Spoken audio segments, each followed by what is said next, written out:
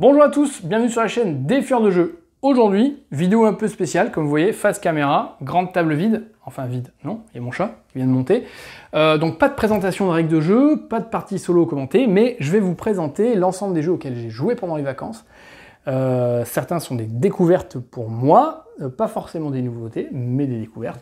Donc je vous les présente, je vous donne mon avis, et puis vous allez voir que certains d'entre eux feront sûrement l'objet de vidéos bientôt. Voilà. Concernant les actus, j'étais au PEL. Vous étiez au PEL? J'étais sur le stand de Funforge.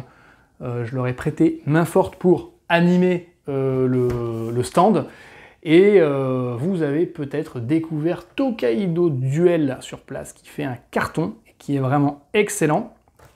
Alors pour le coup, Duel, il ne joue pas en solo, donc lui je ne le présenterai pas sur la chaîne. Mais si vous êtes amateur de jeux Duel, il devrait sortir en fin d'année. Eh bien, allez-y, valeur sûre. Si vous avez aimé Tokaido, évidemment, là, il y a plus d'interaction, c'est plus serré, c'est plus tactique. Voilà, intéressant. Allez, on commence. Les petits jeux, les gros jeux. Allez, on commence par le premier petit jeu. Voilà, découvert la semaine dernière, Unlock Short Adventures. Panique en cuisine. Alors c'est quoi les Unlock Short Adventures? C'est la nouvelle gamme Unlock qui vient de sortir. Première chose qu'on peut remarquer, c'est la taille du paquet. Et en effet, c'est une des premières choses qui le différencie des scénarios précédents, c'est que les Short Adventures sont plus courtes. Moins de cartes, durée raccourcie. Unlock, c'est 1 heure. Les Short Adventures, c'est 30 minutes à 45 minutes. Voilà. Donc la panique en cuisine, c'est du 30 minutes, 10 ans et plus. On est sur un niveau de difficulté 1, donc pareil, ils sont classés, un cadenas, 2 cadenas, 3 cadenas. Quelle différence on peut trouver avec le grand frère? Bon, déjà, vu qu'ils ont réduit le temps, ils ont réduit le nombre de possibilités. Dans Unlock, vous avez le système des puzzles rouges et bleus à combiner ensemble pour découvrir de nouvelles cartes. Vous avez le système des codes, ou des codes à rentrer, et le système des machines. Voilà. Ici, il n'y a pas le système de code, il y a juste les machines et le système des puzzles. Voilà. Ça passe très bien. J'ai moyennement accroché peut-être la thématique, panique en cuisine. On est là pour faire des crêpes, pour suivre une recette. Les mécaniques d'Unlock sont dedans. Il y a pas mal de petits twists, de rebondissements. Franchement, bon, je ne l'ai pas fait en 30 minutes. C'est pas moi qui l'ai fait d'ailleurs, je l'ai fait faire à mes enfants. Mais l'idée un peu tout ça, ouais, ils ont mis 39 minutes, je crois. On est un peu pataugé dans la semoule. Voilà, donc j'ai pas trop accroché au thème, mais en revanche, le concept est excellent, parce qu'on retrouve les mêmes sensations. C'est l'appli, vous téléchargez l'appli Unlock, les Short Adventures sont dessus, en temps réduit et à un prix mini. Donc là, c'est 7 €, je crois, la boîte. Le scénario. Donc, sympa. J'ai pas accroché, mais sympa, je pense. Orcard, le jeu solo 9 cartes. Bon, lui, la vidéo va arriver, bien sûr. Un jeu solo. En plus, j'ai pas d'excuse. Un petit jeu comme ça, un jeu de 9 cartes. Bon, je pense qu'il y a une espèce de concours dans le minimalisme. Et là, d'ailleurs, j'ai vu qu'il y avait le jeu solo. Alors, j'ai plus le nom en tête, j'ai vu ça à Descartes, à Bordeaux, là. Le jeu solo 1 carte. Et bientôt, il va y avoir le jeu solo 1D. Et on gagne quand on fait 6. Je sais pas. Bon, alors là, 9 cartes. Ils ont été Grand Prince, ils ont mis 18 dedans. Mais à chaque partie, vous en tirez que 9. Voilà. Donc, Orcard, le verger, vous allez avoir des cartes avec différents arbres fruitiers représentés dessus. Voilà, vous allez avoir des poiriers, des pommiers et des murs. Je sais pas ce que c'est, ouais, des murs, voilà. Et le concept, c'est d'empiler vos cartes, d'accord, et de faire correspondre les arbres avec ceux qui sont dessous, et du coup de placer des dés par-dessus. Voilà, quand vous empilez une première carte sur la précédente, vous mettez un dé avec 1, et puis ensuite, si vous réempilez, vous arrivez à le faire 3, puis 6, et enfin 10 points. Voilà, après, si vous n'arrivez pas à empiler un symbole qui correspond, vous avez un malus, et vous devez placer comme ça vos 9 cartes et compter le nombre de points. C'est finalement la somme de la face de vos dés. Donc, c'est un vrai puzzle game. Mais, en disant ça, c'est un peu péjoratif. Mais, excellentissime puzzle games. Des puzzle games, on en a eu plein ces derniers temps. J'ai présenté, alors vous allez me dire ça n'a rien à voir, mais un peu quand même, j'ai présenté Café. Je sais jamais dans quel sens je dois mettre ma main, si c'est là ou si c'est là. Voilà, j'ai présenté Café. Café, je l'ai revendu, j'ai pas accroché à Café. Café, c'est pareil, on devait superposer les cartes. Alors pas en fonction de ce qu'il y avait dessous, d'accord, mais il y avait quand même cette notion de superposition. Sauf que dans Café, ils ont voulu faire un petit jeu avec une mécanique de gros jeu. Et du coup, c'est frustrant et j'ai trouvé que ça marchait pas bien. Là, c'est une mécanique de petit jeu dans un petit jeu. Donc là, bah, ça marche très très bien. La partie, c'est 5 minutes et vous devez battre votre propre score. Alors, vous avez une échelle de score, parce que tous les jeux solo n'ont pas fait. Bande de voyous. Je parle aux éditeurs. Là, c'est fait et ça marche super bien. Franchement, excellent. C'est Abby Games qui fait ça. Est-ce que je peux vous donner le nom de l'auteur? De Marc Tuc, 14 ans et plus, 10 minutes. Bon, 14 ans et plus, à mon avis, c'est pour pas avaler les dés. Hein, ça va être une histoire de réglementation. Voilà, excellent jeu. Orcard, vraiment au top. Cartographers. Oui, je sais, c'est pas une nouveauté. Orcard non plus, mais Cartographers, encore moins. Ah, c'est la boîte héros, c'est la boîte... Non, c'est la boîte de base. Je vous ai dit que j'allais vous présenter que les jeux auxquels j'avais joué. D'accord. Je vous les présente pas tous. Mais lui, pourquoi je vais vous le présenter? Je vais vous le présenter parce que bah, c'est la première fois que je tentais la phase B. La phase B ici, avec la crevasse au milieu. Celle qui vous ampute de toute une partie de la map. Et ben, c'est pas mal. Voilà. Donc, c'était juste une intervention pour vous dire ça, ce que c'était pas mal. Voilà. Et vous voyez, regardez là. Je vous mens pas. En plus, j'ai même colorié ma petite map, toute jolie. Bon, ça n'a rien à voir avec ce qu'on peut voir sur Facebook, hein, mais voilà. Donc non, c'est sympa. J'ai eu de la chance sur mes 2 parties, parce que j'imagine que quand vous handicapez la map de plusieurs cases, vous avez de moins en moins de possibilités de placer vos cartes comme vous le souhaiteriez. Et en fait, moi j'ai été assez avantagé parce que j'avais eu des objectifs où il fallait remplir des lignes et des colonnes. Et donc forcément, quand vous avez un trou comme ça, bah, ça aide vachement. Donc voilà. Mais en tout cas, bah, ça... Petite variante, mais qui finalement relance bien le jeu. J'ai trouvé très sympa. Cartographers, ce que j'ai joué en solo et à 2. Et en parlant de 2 joueurs, un jeu Funforge, Grid Planes. Est-ce qu'il se joue en solo? Non, c'est un jeu de 2 joueurs. Grid Planes. Un jeu de duel. Conquête de territoire, excellentissime. Franchement, ce jeu, une petite claque. Je m'en doutais, je l'avais vu sur les réseaux. Je m'étais dit, ah, il doit être sympa, etc. Funforge me l'a filé et vraiment énorme. L'équipe des serpents, l'équipe des renards. Vous avez un plateau constitué de tuiles que vous mettez aléatoirement, 6 grosses tuiles de mémoire, voilà, que vous tournez recto verso, vous mettez comme vous. Donc ça change à chaque fois la disposition de la map. Et puis, à votre tour, eh bien, vous allez placer un de vos personnages. Vous avez, de mémoire, c'est 20 pions chacun, c'est ça, 20 pions chacun. Des pions en bois, hein, sympa, ils se foutent pas de notre gueule. Donc le premier, vous le mettez soit dans une grotte, oui, vous le mettez dans une grotte, et puis ensuite, les autres, soit dans une grotte, soit adjacent à un pion déjà posé. Et le but, c'est d'être conquête de territoire, donc d'avoir la majorité sur certains territoires des prairies délimitées et visibles sur la map. Donc évidemment vous allez vous étendre, l'autre va s'étendre et à un moment donné, surtout si vous voulez avoir la majorité, il va y avoir une confrontation. Et donc vous avez la possibilité de vous mettre à la place de quelqu'un qui est adjacent à vous et de le pousser. Voilà.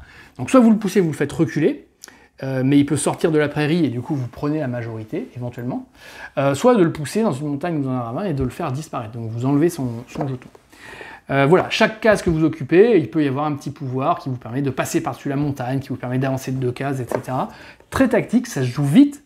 Le tour de jeu, c'est je prends un pion, je le pose, je prends un pion, je le pose, voilà, ça va vite. Mais assez tactique, parce qu'en fait, la map est pas très grande.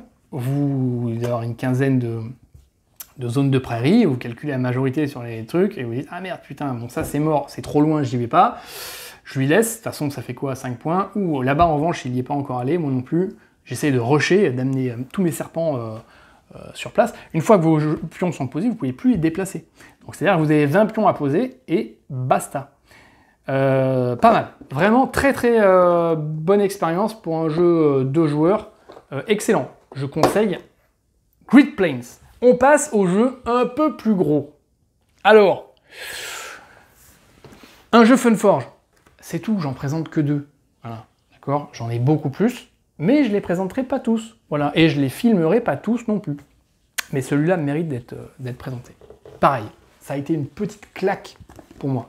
Expédition à New Dale de Alexander Pfister, 1 à 4 joueurs, 90 minutes, 12 ans et plus. Bon, je vous avoue qu'à première vue, j'avais vu que c'était un solo à scénario, en suivant les réseaux, je me suis dit, ah, ça m'intéresserait bien, ouais. Bon, je l'avais pas acheté, Funforge a eu la gentillesse de me le donner, donc je me dis, bah, je vais l'essayer. Mais il y a quand même quelque chose qui me retenait, pourquoi je ne l'ai pas pris? Ouais, bon, on va en parler plus tard. Ce jeu est énorme, je l'ai trouvé énorme, mais il y a quand même pas mal de trucs qui vont pas. Voilà. Une aventure en 8 chapitres. Alors, concrètement, ça parle de quoi? Le pitch, c'est quoi? Je vous le lis en 2-2. 5 années ont passé depuis le festin pourpre. Ça vous dit quelque chose? Le festin pourpre? Les noces? Ouais, ok, d'accord. La mort du roi. Rob, le bâtisseur, s'est emparé du trône. D'accord. Etc. Reste la figure de proue du Nord, donc il y a le Nord et d'autres régions. Vous avez un copain qui est devenu maître de guilde, c'est aussi la main du roi, d'accord. Et puis là, au cas où on n'aurait pas compris, ouais, on pousse le truc un peu plus loin. Il est convaincu qu'il faut monter une expédition avant l'arrivée prochaine des géants de glace. Bon, ok. Bon, là, vous avez compris, on est dans Game of Thrones puissance 1000, au moins dans le fluff de début, parce que Game of Thrones, ça va pas dépasser les 10 lignes que vous voyez là. Hein. Bon. Donc là, on est dans Game of Thrones. Ok, super. Le jeu en lui-même, vous allez voir les illustrations. Les illustrations, ouais, je vous montre une carte, la mine de fer. Ouais, je vous montre une carte. Bon, bah, c'est un jeu à l'allemande. D'accord, donc on n'est pas surpris. On sait ce que c'est. C'est un jeu à la Agricola, c'est un jeu à la... le truc de l'hôtellerie, là, hôtel... merde. Ceux qui savent reconnaîtront le jeu que je viens de mentionner sans me souvenir du nom. Voilà, on est dans un jeu de ressources où on élève des moutons, on tond leur laine, avec la laine... Bon, voilà. Donc on est sur du grosse maille, Agricola-like. Mais c'est génial, parce que les ressources, vous voyez ici, là, vous avez un petit tableau récapitulatif, les ressources s'enchaînent.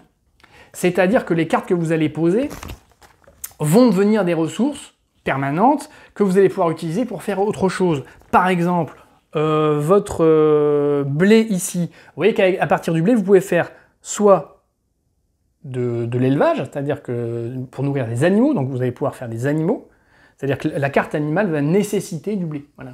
Ah, okay. Ou de la farine, à partir de la farine vous pouvez faire du pain, à partir des animaux vous pouvez faire de la viande, ou des pots, du cuir, là à partir du bois des planches une barrique, la barrique vous pouvez mettre des poissons dedans, ou la barrique vous pouvez faire du vin si vous l'associez à des fruits, enfin voilà, il y a plein de combinaisons possibles. C'est génial. Alors, c'est... il n'y a pas de... Le mode solo, c'est un mode qui se joue tout à fait normalement, et c'est juste les objectifs qui sont un peu modifiés, mais ça se joue... comme si vous jouiez à 2 joueurs, exactement pareil. Donc, c'est un jeu à scénario, en effet, vous avez là chapitre 1, et puis jusqu'au chapitre 8, hein, c'est ça, 8 chapitres. Et sur chaque chapitre, vous avez un objectif. Voilà, par exemple, chapitre 1, hein, je spoil, là, vous devez livrer pour 30 pièces de valeur marchande. Voilà. Donc, c'est-à-dire, vous devez avoir devant vous des valeurs particulières qui sont ici sur le scénario 1 du tissu, du cuir et du bois. Voilà. Et la valeur totale de ces cartes doit faire au moins 30. Voilà. Et après le décompte final, avoir au moins 44 points de victoire et 2 symboles militaires. Voilà. Sachant que dans les 44 points, vous ne comptez pas la valeur de 30 pièces de vos trucs. Voilà. Vous avez compris? Vous devez avoir certains items imposés d'une valeur de 30 pièces d'or, plus d'autres, vous devez réunir 44 pièces et 2 symboles militaires. Voilà, ça c'est le premier objectif. Alors pareil, vous avez 2 lignes de fluff, hein, d'accord, vous allez vers le nord, vous devez aller dans une cité, nourrir, etc. Bon, scénario 2, bah, du coup les objectifs changent, et comme vous voyez que pour obtenir certains items, eh ben, il faut déjà en avoir d'autres, mais pour en avoir d'autres, il faut en avoir... C'est pas mal, les cartes sont pas toutes présentes en même nombre, elles n'ont pas toutes le même coût, votre stratégie change un petit peu. Donc franchement, il y a 8 scénarios, ils se jouent chacun individuellement ou en campagne, mais c'est génial. Ouais, j'ai joué que le premier, j'ai joué 2 fois, 3 fois. Franchement, c'est top. Et vous allez voir qu'au bout d'un moment, chapitre 4, autre règle, boum, une nouvelle règle. Si vous avancez un peu plus loin encore, hop, nouvelle règle, hop, nouveau matériel. Donc, en effet, ça se joue individuellement, mais si vous le jouez en campagne, vous avez ce petit plus, en plus, hein, de découvrir du nouveau matos, des nouvelles règles, etc. Très, très, très bon jeu. Vraiment génial. Alors, il y a un fluff de Game of Thrones, il y a du Agricola-like, et puis il y a ça, quoi. D'accord? Là, on est sur Meurtre à Venise, sur Amstrad CPC 6128. D'accord? Je sais pas ce que c'est, ça. C'est à la recherche de Mr. X dans les rues de Londres. C'est Meurtre à Whitechapel. C'est Arrêtez Mr. Jack. Mais ça n'a absolument rien à voir avec le jeu. Donc je pense que ça a dû très certainement desservir le jeu, on a un peu parlé sur les réseaux, et puis bon, on n'en parle plus. En magasin, bon, je suis pas sûr que ça ait un énorme succès, et quel dommage. Ce jeu est génial. Franchement, ce jeu est génial. Lui, je vais vous le présenter. Je vais vous faire une vidéo règle. Peut-être 1 ou 2 parties commentées, j'espère. Génial. Top. Ensuite, qu'est-ce que j'ai acheté la semaine dernière? En promotion, en solde. En solde parce que, bah, je sais pas, il marche pas trop. C'est pas la première fois, pas le premier magasin où je le vois en solde. Meadow. Oui, on dit pas Meadow, on dit Meadow. Je crois que ça veut dire pré ou prairie. Bah pareil, mais moi j'ai bien aimé. Alors il y a pas mal de gens qui le critiquent en disant bon, c'est un peu creux. Bon, oui. Alors, c'est quoi le pitch de ce jeu? Ben là, vous êtes en balade, hein, voilà, vous devez vous balader un petit peu dans la prairie et découvrir des espèces que vous allez voir, etc. au fur et à mesure, et les mettre devant vous. C'est pas les acheter, hein, c'est les récupérer et puis les mettre devant vous pour ramasser des points de victoire. Voilà. Celui qui a le plus de points de victoire gagne. Mais en gros, celui qui a le plus de points de victoire, c'est celui qui a découvert les espèces les plus rares, qui a, au travers d'un bosquet, a vu un magnifique papillon, ou qui a réussi à photographier un aigle royal qui passait au-dessus, etc., qui est assez difficile à voir. Et donc, pour voir l'aigle royal, il faut avant avoir mis pas mal de cartes. Voilà. La mécanique, c'est quoi? C'est un Wild Space amélioré. Vous vous souvenez, Wild Space? J'en parlais là ou là, je sais plus. Bah, Wild Space, le petit jeu de cartes avec des tuiles de cartes sympa, où le truc, c'est pour poser une carte, il faut qu'il y ait un prérequis. C'est-à-dire qu'avant, dans ma team, il fallait que j'ai tel truc, tel truc, tel truc. Et là, dans ces cas-là, je peux poser ma carte. Voilà.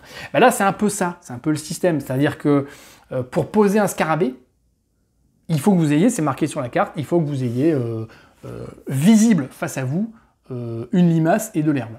Voilà. Ensuite, vous posez votre scarabée soit sur la limace, soit sur l'herbe, et vous masquez cette ancienne icône. Donc maintenant, visible, vous avez l'herbe et le scarabée, mais plus la limace, parce qu'elle a été recouverte. D'accord? Mais le scarabée, c'est un prérequis pour voir, par exemple, je sais pas, un petit oiseau qui va se nourrir du scarabée. Voilà, et le petit oiseau sera lui-même un prérequis pour le vautour, etc. Et plus ça va, plus ça apporte des points. Voilà. Et en parallèle de ça, vous avez les paysages, les alentours que vous visitez, qui sont là, du coup pas des animaux, mais qui sont des paysages ou des sacoches que vous trouvez avec des objets champêtres que vous pouvez amasser. Ben, c'est pas mal.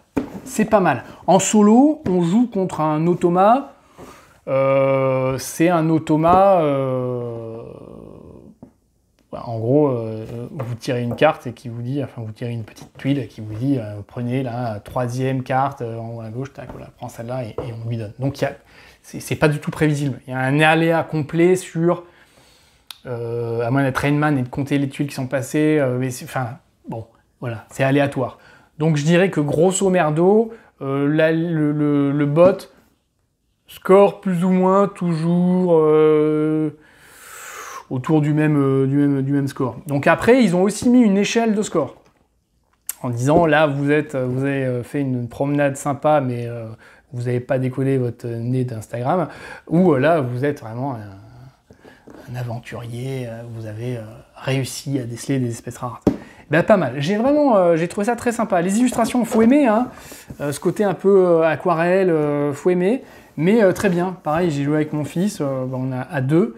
On a bien kiffé. C'est très sympa. À 2, on peut se bloquer parce qu'on voit ce que l'autre fait. On voit pas forcément ses cartes. Et puis, on peut éventuellement lui bloquer une petite zone d'action spéciale. Bon, il y a quand même moyen, et lui prendre une carte qui vaut beaucoup de points, alors qu'en solo, bah, le bot peut la prendre, mais c'est un peu le hasard. Voilà. Donc, Meadow, très bien. J'ai bien aimé. Alors, les critiques qui sont faites sur Meadow, bah, c'est que si on veut vraiment un jeu de découverte, etc., rien ne vaut Parks. J'ai pas essayé Parks, je peux pas vous dire. Mais je l'ai trouvé très sympa. Voilà. Donc en effet, c'est pas super stratégique, ni super tactique, mais on passe un bon moment. Et ils ont fait un truc sympa, quand même, parce que vous avez plein d'espèces à découvrir. Bon, je vous sors pas le matos, les cartes, hein, on verra ça ensemble. What? Wow. Ok. Je suis un peu psycho sur le rangement vertical. Et ça, j'avoue que j'avais pas vu que toutes les cartes partent en Y. Ça, c'est un point négatif. Ils ont mis un thermoformage. C'est génial, les gars, putain. Ils ont mis un thermoformage, mais ben, il n'y a rien qui recouvre complètement ou qui colle bien. Ils l'ont pas mis à la bonne hauteur pour que quand on ferme, ça bloque tout. Donc moi qui suis un psycho du rangement vertical, allez, c'est pas grave. Voilà, donc vous voyez les petites bêtes là, les petits trucs sympatoches, voilà, avec le nombre de points. Et puis ça, bah, ça fait partie des animaux sauvages, que c'est représenté par un loup. Je sais, c'est pas un loup, c'est la famille. Et en prérequis, il y a 2 empreintes et un moineau. Voilà. Bon, voilà, très sympa. Et donc, je vous disais la règle, et ils ont mis l'index des cartes. Alors, c'est cool. C'est que vous avez le numéro de la carte, le nom de l'animal peint, et puis une petite description. Écureuil roux, voilà. La longue queue de l'écureuil assure sa stabilité, lutin chaud lorsqu'il dort. Le bourdon des jardins. Voilà, etc. Bon, ça, ce qui est un peu con, c'est qu'ils n'ont pas remis, même en mini, l'illustration qui va avec. Ah, c'est chiant, parce que du coup, ça, vous le lisez pas comme ça. Il y aurait eu les petites illustrations, franchement, on aurait pu le feuilleter avec plaisir, à dire « Ah, putain, c'est quoi cet animal? C'est une myrtille. » Bon, voilà, donc c'est pas un animal. Mais, bon, en tout cas, pour les amoureux de la nature et des animaux, bah, c'est pas mal, voilà. Donc ça, pour ça, ça me fait penser un peu à Wingspan, où sur chaque carte, il y a un petit descriptif de l'oiseau. Voilà, Wingspan reste beaucoup plus stratégique, beaucoup plus tactique, parce qu'il y a des objectifs de tour, où là, vous avez des objectifs spécifiques où vous devez remplir ça. Alors qu'ici, vous pouvez scorer en dehors des cartes, sur des petits objectifs à côté, mais c'est en fin de partie. Voilà. Et 3 ou 4, là, et donc, bah, il y a moins de profondeur. Meadow. Mais j'ai bien aimé. Ça, je vais vous le présenter. Oui. Qu'est-ce qu'on a après? Zapotec. Ah, je ne vous l'ai même pas présenté, Meadow. Meadow, mais c'est qui fait ça, Meadow? Rebel Studio. D'accord. Rebel Studio et... ouais, Rebel Studio. Je ne sais même pas qui distribue ça. Rebel Studio, je ne connais pas. 1 à 4 joueurs, 10 ans et plus. Voilà, et c'est Clemens Kalicki qui l'a fait et Carolina Kiak qui l'a illustré. Voilà, mesdames. Ok. Ensuite, Pixie Games, Zapotec de Fabio Lopiano. Pareil, hein. Les soldes. Un jeu bradé. Jouable en solo. Bon, on est tous pareils, hein. Je l'ai acheté. J'en avais pas entendu parler. Je me dis, ah, Pixie Game, c'est pas mal quand même, généralement, c'est un peu velu. Il y a du jus de cervelle là-dedans, là. 12 ans et plus, bon, ça veut rien dire, hein. Hors card aussi. Hein. 60 à 75 minutes, je dirais quand même, ouais. Mode solo inclus. Et puis je lis, ouais, on se bat contre un automa. Bon, un automa, c'est pas on tire au hasard, etc. Il y a un petit truc derrière. Bon. Alors, pas déçu sur le matos. Ah, si, un peu déçu sur le matos. Non, un peu déçu sur le matos. Un peu déçu, pourquoi? Putain. Ça fait chier, je sais pas si vous allez voir. Ça, c'est une carte joueur. Bon, c'est du carton simple. Mais ça... Bon, ça suffit, hein. Franchement, ça suffit. Hein. À pas faire non plus les fines bouches. Je sais pas si vous allez voir, je vais essayer de me rapprocher. Les icônes, là. Hop, ça l'image pixelisée. Elle est pas nette. C'est pas propre, c'est... L'image est un peu pixelisée. C'est pas joli. En fait, c'est pas joli. En fait, le plateau individuel, il est pas beau. Merde, voilà. Putain, pareil, toutes mes cartes sont parties en live. Je le trouve pas beau. Voilà, c'est tout. Il faut se dire les choses. Le plateau principal, là, ça va. Là, pour le coup, ils avaient mis une impression définition maximale. Bah, super. Bah, là, ça passe, c'est super beau. Voilà. Le matos, comme je vous disais, vous avez des pyramides en plastique qui s'empilent. Ça s'empile parfaitement. Elles sont superbes, etc. Donc, tout va bien. Mais en termes de jeu... En termes de jeu, je l'ai trouvé, en solo en tout cas, ouais, je sais pas, un peu creux. Hein. On joue ça en 5 tours de mémoire. C'est extrêmement rapide. Voilà, vous avez assez peu d'actions à faire. 5 tours, ça va très très vite. Pour être honnête, j'ai fait que 2 parties. Donc, je dis pas que je vous le présenterai pas. Hein. Faut que je refasse. J'ai vu des publications, les mecs disaient « Ah, c'est pas mal ». D'autres étaient plus sceptiques.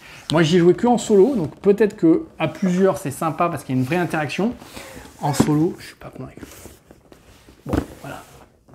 Du haut de mes 2 parties. Hein, donc, prenez ça comme ça doit être pris, hein, avec la valeur que ça doit avoir.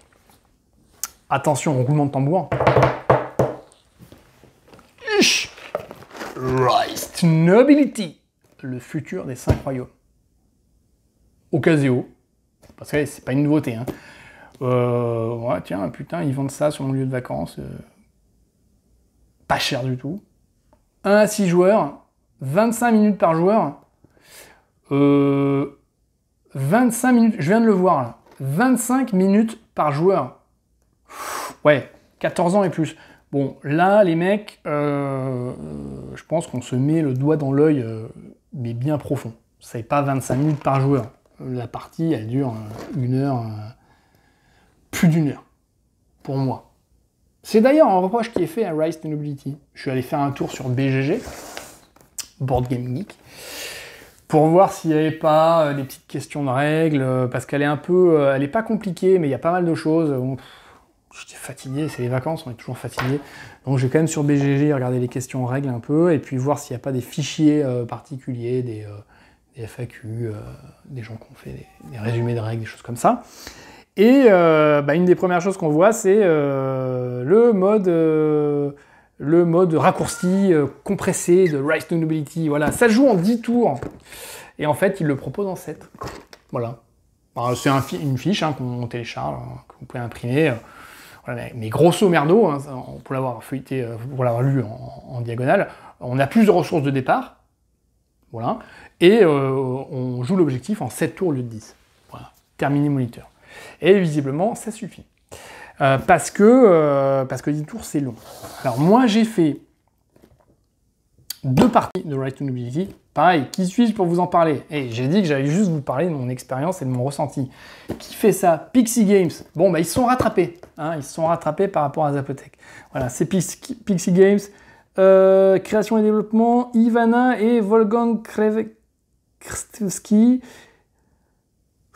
Ouais, bon. Et The Miko pour les illustrations.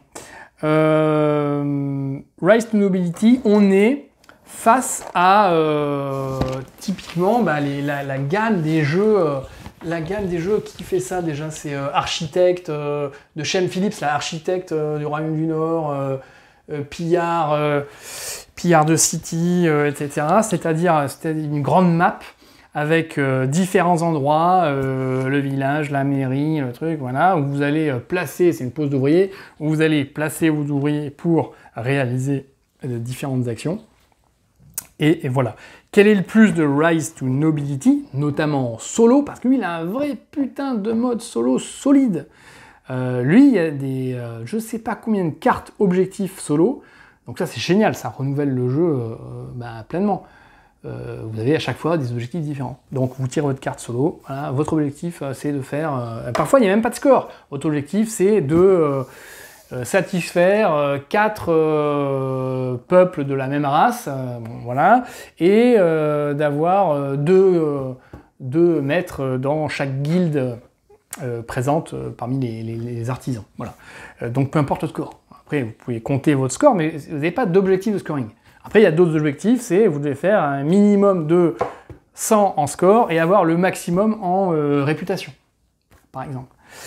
Donc, on ne joue pas toujours pareil. Donc, quel est le but dans tout ça? Eh bien, vous allez cette ville face à vous et vous devez accueillir le maximum de population et les satisfaire. Donc, vous avez 6 cartes population, des peuples, qui requièrent différentes choses, différents éléments qui sont vos ressources. Hein. Il y a 5 ou 6 ressources particulières dans le jeu, qui requièrent un minimum de 4, 5, 6 ressources, un maximum de 12. Chaque ressource que vous dépensez pour attirer le peuple chez vous, c'est des points de victoire que vous allez scorer. Maintenant, une fois que vous avez, vous pouvez déjà le présélectionner sans le satisfaire, on va avoir 3 devant vous, et ensuite pour le satisfaire, ok, vous payez ces ressources-là, c'est-à-dire vous garantissez qu'il y a tout ça dans votre ville, donc ils viennent, mais avant, il faut qu'il y ait une maison, voilà. Donc là, il y a un endroit où vous allez mettre un ouvrier avant pour acheter une maison, voilà. Et une fois que qu'ils sont arrivés, que vous avez payé les ressources, mis la maison, la carte devient un peuple satisfait, et là, il vous donne soit des points de renommée, soit des petits meeples, des artisans, voilà. Et avec ces artisans, vous allez pouvoir les placer dans différentes guildes qui vont, en phase 2 de production, produire les différentes ressources, vous me suivez, qui servaient à satisfaire la population, voilà. Mais il y a pas mal de petits tricks très sympas. Déjà, je vous dis pose d'ouvrier, c'est pose de dés.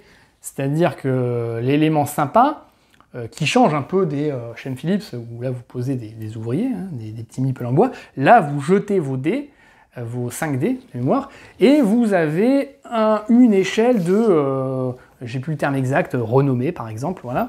Vous commencez à 9, je crois, et donc au début, vous ne pouvez utiliser qu'un nombre de dés dont la somme est inférieure ou égale à 9. Donc si vous faites que des 1 ou des 2, c'est génial, vous pouvez utiliser tous vos dés. Si vous faites que des 6, vous n'utilisez qu'un. Voilà. Après, vous faites une combinaison, quoi. 5, 2, 3, si vous avez, voilà, vous n'utilisez que 3 dés. Et donc, au fur et à mesure du jeu, vous allez essayer d'augmenter, vous allez augmenter quasiment au maximum cette piste de renommée pour pouvoir utiliser un maximum de dés. Et la valeur des dés a une importance, parce que dans certains lieux, c'est aussi pour ça que c'est des dés et pas des meeples en bois, vous devez mettre un dé de manière croissante, etc. Voilà. Et donc dans les guildes, vous produisez des ressources. Voilà. Vous avez la possibilité d'aller échanger certaines ressources contre de l'argent. Il y a plein de choses. C'est très sympa, il y a plein de choses. Voilà. Donc c'est vraiment complet. Vraiment une bonne expérience de jeu. En revanche, c'est vrai, 10 tours, c'est long. Voilà. Première partie, je découvrais, donc j'ai perdu. Bon, j'étais moyennement satisfait. J'avais refait le scénario qu'un youtubeur a présenté. J'essaie de vous mettre le lien là, sur sa chaîne. Bon. Et la deuxième partie, j'ai repris un nouveau scénario. Et en faisant pas des choix tactiques super pertinents toujours, j'ai réussi à finir le scénario, enfin les objectifs, quasiment au 8e tour. C'est pas con leur truc accéléré. Du coup, le 9e et le 10e, bon, allez, on va dire au milieu du 9e. Donc la fin du 9e et tout mon 10e tour, c'était uniquement pour engranger du score, pour monter mon score. Bon, Mais peut-être j'ai eu de la chance, à voir. Mais en tout cas, voilà, on peut adapter et la durée et la difficulté, mais un grand oui pour certaines mécaniques qui sont sympas, pour les illustrations que j'adore, pour le matos, qui est vraiment top, et oui, on a vraiment l'impression d'être sur un jeu de Shem Phillips, clairement. Donc, Rise to Nobility, j'ai vraiment kiffé, voilà. Coup de cœur, ici. Et puis ensuite, j'ai fait le tour, là, mais bon, j'ai reçu pas mal de Rubik's Cube, je sais pas si vous les voyez derrière moi. Voilà, alors j'avais fait un petit sondage, est-ce que ça a sa place sur la chaîne ou pas? Je sais pas, c'est des jeux solo, c'est des casse-têtes. Moi, je suis un fan du Rubik's, donc bon, il existe déjà 10 000 vidéos sur comment résoudre un 3-3, 4-4, 5-5, 6-6, et puis des Rubik's un peu différents. Quelle plus-value je peux avoir? Je sais pas, très modestement, je m'étais dit, tiens, je peux vous les présenter, d'une part parce que j'adore ça, et vous donner mes techniques de résolution, qui sont les techniques classiques de base, mais voilà, vous raconter mes petites histoires, parce que pour mémoriser les algorithmes sur un Rubik's,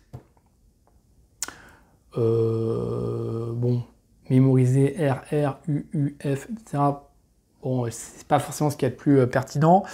Du coup, souvent, on s'invente une histoire.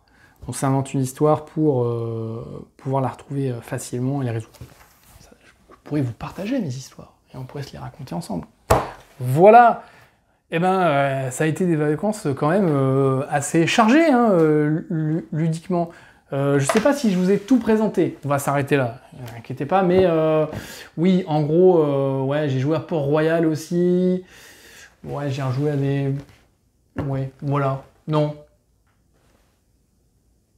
Oui, j'ai fait du Black Sonata encore. Bon, voilà. Mais grosso modo, voilà les jeux. Écoutez, j'espère que ce petit format, petit, je suis pas sûr, hein, j'ai pas regardé combien de temps je dois être à plus d'une heure, mais j'espère que ce format vous a plu, que vous l'avez trouvé pertinent. Encore une fois, hein, c'est un avis... pour certains de ces jeux, voilà, je les ai joués là où je les ai découverts, j'ai peut-être fait 2-3 parties, je peux me tromper, voilà, et je peux revoir et réviser mon avis. Du coup, je ne les présenterai pas tous, mais vous allez en voir certains qui vont arriver sur la chaîne bientôt. Voilà, n'hésitez pas à laisser un commentaire, mettre un pouce bleu, souscrire à la chaîne, ça coûte rien, et dans les stats YouTube, je vois qu'il y a... quasiment les 3/4, ouais, 70% des gens qui regardent les vidéos qui ne sont pas abonnés à la chaîne. Bon, c'est dommage, abonnez-vous à la chaîne. Vous allez voir, je ne publie pas énormément. J'essaye de faire une vidéo par mois, 2 vidéos par mois, maximum, donc je ne vais pas vous spammer. Voilà. Allez, n'hésitez pas. Jouez bien. Ciao!